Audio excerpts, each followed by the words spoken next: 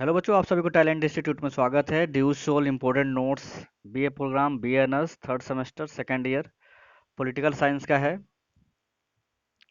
Okay बच्चों, तो question है आपका, विश्लेषण कीजिए कि संगठन का मानव संबंध सिद्धांत किस प्रकार संगठन के वैज्ञानिक प्रबंध सिद्धांत पर एक सुधार है। ये है पर्सपेक्टिव ऑन पब्लिक एडमिनिस्ट्रेशन का नोट्स। ओके, जो कि आप लोग का कल होने वाला है पेपर। ओके बच्चों, तो जो जो भी बच्चे अभी तक चैनल को सब्सक्राइब नहीं किए हैं, प्लीज़ आप लोग चैनल को सब्सक्राइब कर ले आगे के हेल्प के लिए। ओके, अगर अच्छा लगता है तो ज़रूर सब्सक्राइब कर ले और वीडियो को अपने दोस्तों में ज़रूर शेयर करें। और फर्स्ट ईयर के भी बच्चे के लिए बहुत सारा असाइनमेंट है अपने चैनल पे। तो अगर आप लोग से कांटेक्ट है तो किसी भी बच्चे से आप लोग एक वीडियो को शेयर करके आप उनको भी बता सकते हैं। ओके, तो चलिए इसका आंसर हम लोग देखते हैं। चलिए, ये रहा आप लोग का क्वेश्चन। विश्लेषण कीजिए कि संगठन का मानव संबंध सिद्धांत किस प्रकार संगठन के वैज्ञानिक प्रबंध सिद्धांत पर एक सुधार है। तो देखिए क्या होता है, संगठन में मानवीय व्यवहार का सर्वाधिक महत्वपूर्ण योगदान है। यांत्रिक एवं औपचारिक दृष्टिकोण के समर्थक संगठनात्मक इकाइयों की संरचना तथा औपचारिक नियमों का अधिक महत्व मानते हैं, किंतु आधुनिक विचारक संगठन तथा मानवीय व्यवहार के पारस्परिक संबंधों पर विशेष बल देते हैं। मानवीय व्यवहार पर उनके चरित्र, आदतों, भावनाओं, मूल्य, समाज व्यवस्था, आदर्श, परंपरा एवं ऐसे ही अन्य तत्वों का जो प्रभाव पड़ता है, वह संगठन में भी उसकी क्रियाओं को एक नवीन मोड़ देने का कारण बन जाता है। ओके, संगठन के शास्त्रीय विचारधारा में मानव तत्व पर बल नहीं दिया जाता, अपितु उसकी भूमिका जो संगठन के संदर्भ में उनके द्वारा निभाई जाती है पर विशेष बल दिया जाता है। ओके बच्चों, इसमें संगठन के केवल औपचारिक संगठन पर बल दिया जाता है, जबकि मानव संबंध विचारधारा में औपचारिक अनौपचारिक संगठन पर बल दिया गया है। इस संबंध में रोथलिस बर्जर का कथन सत्य है कि मानवीय समस्याओं का समाधान भी मानवीय होना चाहिए, न कि गैर मानवीय। प्रशासन मानवीय व्यवहार से संबंधित है और मनोविज्ञान उसे समझने में हमारी सहायता करता है। इसका प्रतिदिन मेरी पार्कर फॉलेट ने किया। प्रशासन के मनोवैज्ञानिक अध्ययन से यह बात स्पष्ट हुई कि व्यक्तियों और समूहों की मनोवैज्ञानिक प्रतिक्रियाओं का प्रशासन के भीतर एक अनौपचारिक संगठन का निर्माण है। इस संबंध में एल.डी. व्हाइट ने लिखा है कि यह विचारधारा कार्य संबंधों का समूह है जो कि दीर्घकाल तक एक साथ कार्य करने के कारण व्यक्तियों में पारस्परिक अंतर संबंध के कारण विकसित हो जाते हैं। मानव संबंध के दृष्टिकोण ने सैद्धांतिक औपचारिक संगठन की प्रतिक्रिया के रूप में जन्म लिया, जो संगठन के उन तत्वों पर बल देता है जिनकी ओर पुराने विचारकों ने ध्यान ही नहीं दिया।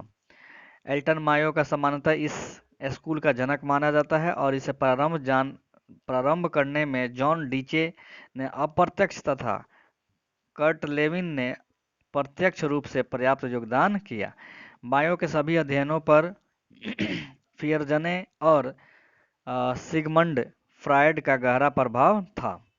1920 के दशक के अंतिम वर्षों में यह 1930 के प्रारंभिक वर्षों में अमेरिका में हार्थोन प्रयोग हुए, जिनके फलस्वरूप संगठन की यांत्रिक विचारधारा को धक्का लगा। इस प्रयोग ने यह सिद्ध कर दिया कि मनुष्य एकांकी प्रणाली नहीं है तथा संगठन एक सामाजिक प्रणाली है, व्यवहारिक व्यक्तियों का समूह है। हार्थोन प्रयोग के निष्कर्ष मौलिक थे, फलस्वरूप संगठन संबंधी नवीन सामाजिक मनोवैज्ञानिक अथवा मानव संबंध दृष्टिकोण का उदय हुआ। मानवीय संबंध सिद्धांत की प्रमुख उपलब्धियां, इसने बड़े हुए संगठनों में मजदूरों की बढ़ती अलगाव की भावना को कम किया, क्योंकि मजदूर को पहल करने का मौका दिया गया है। परंपरावादी संरचनात्मक और परसोपान मशीनी दृष्टिकोण के विरुद्ध पहली आवाज है। मानवीय संबंध सिद्धांत ने एक सामाजिक वातावरण का विकास किया है जिसमें मजदूर सहयोग और मित्रता के वश में कार्य करता है, जबकि परंपरावादी संगठन सिद्धांत नियम प्रधान, दंड प्रधान थे और नकारात्मक संवेदनशीलता को बढ़ावा देते थे। जिससे संगठनों में असहयोग, मतभेद और झगड़े बढ़ते थे। चौथी उपलब्धि को कार्ल रोजर्स ने बताया है कि मानवीय संबंधों का सिद्धांत वो पहला सिद्धांत है जिसके अनुरूप प्रत्येक व्यक्ति व्यावसायिक और आध्यात्मिक दोनों ही दृष्टियों से आगे बढ़ाना चाहता है। मानवीय संबंध सिद्धांत के प्रभाव सभी आधुनिक संगठन सिद्धांतों पर पड़ता है। Douglas Mac Gregor, Chris आर्ग्रिस, रैंसिस Likert इत्यादि लेखक मानवीय संबंधों के सिद्धांत से प्रभावित होकर आधुनिक औद्योगिक मानवतावाद को जन्म देते हैं, जो कर्मचारियों के लिए कार्य के वातावरण की महत्वपूर्ण भूमिका बताते हैं और साथ ही कल्याणकारी अर्थशास्त्र के ज्ञान को प्रत्येक प्रशासन के लिए सबसे अच्छा ज्ञान मानते हैं। अब आ गया वैज्ञानिक प्रबंध। वैज्ञानिक प्रबंध दो शब्दों के संयोग से बना है, वैज्ञानिक तथा प्रबंध। वैज्ञानिक से तात्पर्य है विज्ञान संबंधी और विज्ञान का अर्थ है विशिष्ट जानकारी अथवा ज्ञान की अभिवृद्धि। प्रबंध से अभिप्राय कार्य को सुव्यवस्थित को चलाने से है। इस प्रकार वैज्ञानिक प्रबंध का अर्थ है कि विशिष्ट ज्ञान से किसी कार्य को सुव्यवस्थित ढंग से करना। वैज्ञानिक प्रबंध एक विचारधारा एवं दर्शन है जो कि परंपरागत कार्य कराने एवं करने के वैज्ञानिक का विरोधी है। इसके अंतर्गत किसी भी औद्योगिक संस्थान में कार्य करने तथा श्रमिकों से कार्य लेने के वैज्ञानिक ढंग के शामिल किया जाता है, जिससे संबंधित संस्थान में प्रबंधन की समस्त समस्याएं दूर हो जाएं। फ्रेडरिक विंसलो टेलर 1856-1915 ने 20वीं सदी के आरंभिक वर्षों में सबसे पहले संगठन का व्यवस्थित सिद्धांत प्रस्तुत किया। पेशे से इंजीनियर टेलर प्रबंध जगत में वैज्ञानिक दृष्टिकोण प्रतिपादित करने वाले प्रथम प्रबंध विशेषज्ञ माने जाते हैं, इसलिए उन्हें वैज्ञानिक प्रबंध का जन्मदाता माना जाता है। किसको कहा जाता है? विंसलो टेलर को। 1878 में एक श्रमिक के रूप में उन्होंने मिडवेल स्टील कंपनी में कार्य शुरू किया और 28 वर्ष की आयु में ही वे इसी कंपनी के मुख्य अभियंता बनाए गए। 1893 से 1901 के मध्य उन्होंने अनेक औद्योगिक कारखाने में परामर्श अभियंता के रूप में काम किया और अपने वैज्ञानिक प्रबंध के सिद्धांतों का विकास किया। 1915 तक वैज्ञानिक प्रबंध के प्रणेता के रूप में उनका नाम लिया जाने लगा। टेलर ने स्वयं लिखा है कि प्रबंध सही रूप में जानने की कला है कि क्या कार्य किया जाना है और उसके करने का सर्वोत्तम तरीका कौन सा है। उन्होंने लिखा है कि प्रबंधन का मुख्य उद्देश्य मालिकों हेतु अधिकतम संपन्नता के साथ श्रमिकों हेतु संपन्नता प्राप्त करना है। पीएफ ड्रकर के अनुसार वैज्ञानिक प्रबंध के कार्य का संगठित अध्ययन, कार्य का सरलतम भागों में विश्लेषण और प्रत्येक भाग का श्रमिकों द्वारा निष्पादन कराने हेतु व्यवस्थित सुधार करना है। जोन्स का अनुसार है कि वैज्ञानिक प्रबंध उत्पादन के नियंत्रण एवं विधियों में एक नवीन अनुशासन प्राप्त करने के लिए नियमों का एक समूह है। लैंड, डॉड एवं लीच विस्तृत अर्थ में वैज्ञानिक प्रबंध की कार्यप्रणाली श्रमिकों, कच्चे मालों, मशीनों तथा पूंजी के प्रयोग से अधिकतम लाभ प्राप्त करना है। उपरोक्त परिभाषाओं के आधार पर कह सकते हैं कि वैज्ञानिक प्रबंध समस्याओं के निवारण का मानवीय दृष्टिकोण है, जो कि वैज्ञानिक अनुसंधान, विश्लेषण, नियम, सिद्धांत एवं परिणामों पर आधारित है। इसका प्रमुख उद्देश्य न्यूनतम व्यय पर अधिकतम लाभों का प्राप्त करना होता है। मिडवेल स्टील कंपनी में काम करते समय टेलर ने अपने पर्यवेक्षकों में निम्न कमियां पाई।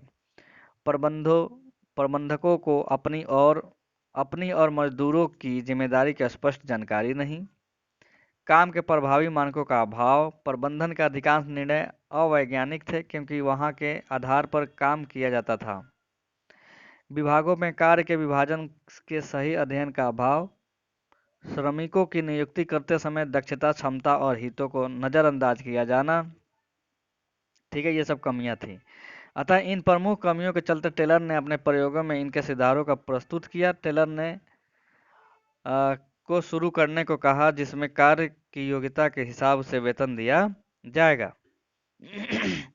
उसके बाद सबसे अच्छे श्रमिकों के समय का ध्यान करके उसने समय अध्ययन प्रयोग किया और बताया कि कौन सा काम कितने समय में होना चाहिए। इसी प्रकार उनके विचारों के विकास के योगदान में थकान अध्ययन प्रयोग का भी काफी महत्व है। उसके इन प्रयोगों ने टेलर के इन प्रयोगों ने एक क्रांतिकारी परिवर्तन प्रस्तुत किया। उत्पादन और कुशलता में काफी वृद्धि हुई और प्रबंधकों और श्रमिकों का आत्मसम्मान बढ़ा। इस प्रकार टेलर ने प्रबंध विज्ञान को 30 वर्षों की लंबी अवधि में विकसित किया और 1915 तक उसने वैज्ञानिक प्रबंध आंदोलन को पूर्णता तक पहुंचा दिया। निष्कर्ष देखिए क्या निकला अब। उपरोक्त आलोचनाओं के वजह से वैज्ञानिक प्रबंध के सिद्धांत का महत्व कम नहीं हो जाता। वैज्ञानिक पद्धतियों का लागू करके प्रबंध विज्ञान का विकास किया गया है। यह इसकी असली खूबी है। यह भी जानना आवश्यक है कि टेलर के सिद्धांत में संगठन के मानव संबंध पक्ष पर कम जोर दिया गया है, परंतु उसकी संपूर्ण उपेक्षा नहीं की गई है। इसके अतिरिक्त वैज्ञानिक प्रबंध ने कार्यकुशलता को प्रबंध तथा प्रशासन के प्राथमिक लक्ष्य स्वीकार किए जाने की दिशा में बहुत अधिक योगदान दिया।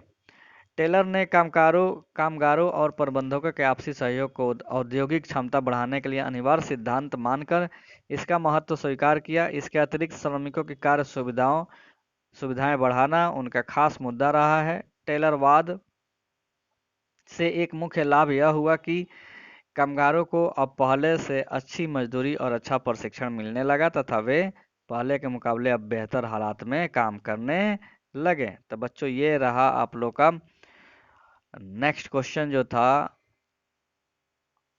पॉलिटिकल साइंस का पर्सपेक्टिव ऑन पब्लिक एडमिनिस्ट्रेशन का। ओके बच्चों, तो आप लोग इसको पढ़िए और आप लोग को अच्छा सा पेपर जाए। ऑल द बेस्ट सबको। थैंक यू सो मच बच्चों।